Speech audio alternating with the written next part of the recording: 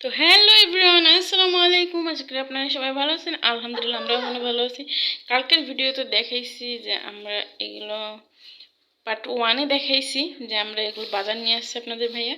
তো এগুলো সবগুলো বাজার আমি সুন্দর করে গোছায় রাখবো। সে পর্যন্ত আমার সঙ্গেই থাকুন আর দেখতে থাকুন আমি কিভাবে কি সবগুলো গোছায় রাখি।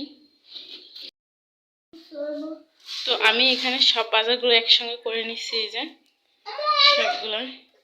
তো এই ভিডিও তো সব কিছু দেখা দিচ্ছি।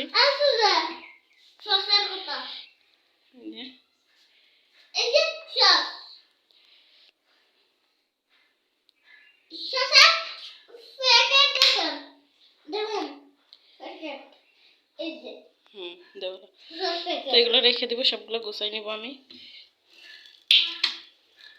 তো সবাই আমাদের সঙ্গেই থাকুন। তো আমি মুরগিটা ফ্রিজে রাখছিলাম, এখন আমি এটা কেটে নিব।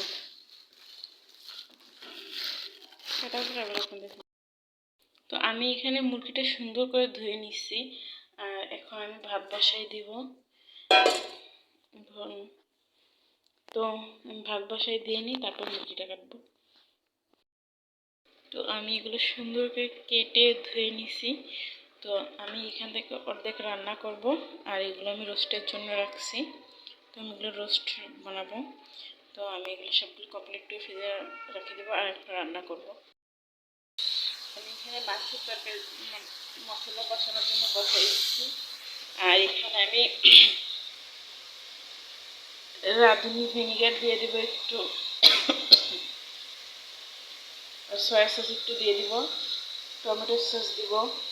আর এই যে মাংস শুধু আমি রাতের জন্য রান্না করব, যদি সকালে থাকে তো অবশ্যই সকালেও খাবো। তো আমি এগুলো সবগুলো দিয়ে নিই, তারপরে আবার আপনি কথা বলতেছি। এ পর্যন্ত আমার সঙ্গে এখানে আমি সব কিছু দিয়ে নিচ্ছি আর মশলাটাকে সুন্দর করে কষাই নিচ্ছি। দেখেন উপরের তেল কিন্তু উঠে গেছে। আর এখন আমি মাংসগুলো সবগুলো দিয়ে দিই। তো আমি এখানে মাংসগুলো দিয়ে দিচ্ছি, সুন্দর করে নাড়াচাড়া দিয়ে নেব।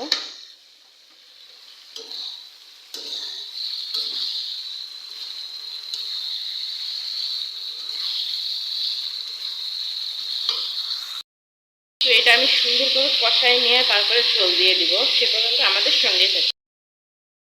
তো এখানে আমার রান্নাটা প্রায় কমপ্লিট হয়ে গেছে। দেখুন উপরে তেল উঠে আসছে, আমি কিন্তু এটা ভুনা করছি। তো এখন রাত অনেক, প্রায় 9টা বাজে, যেহেতু আমি রাত্রের ভিডিওটা করতেছি। তো আজকের মতো ভিডিওটা এই পর্যন্ত। সবাই ভালো থাকবেন, সুস্থ থাকবেন। আল্লাহ হাফেজ।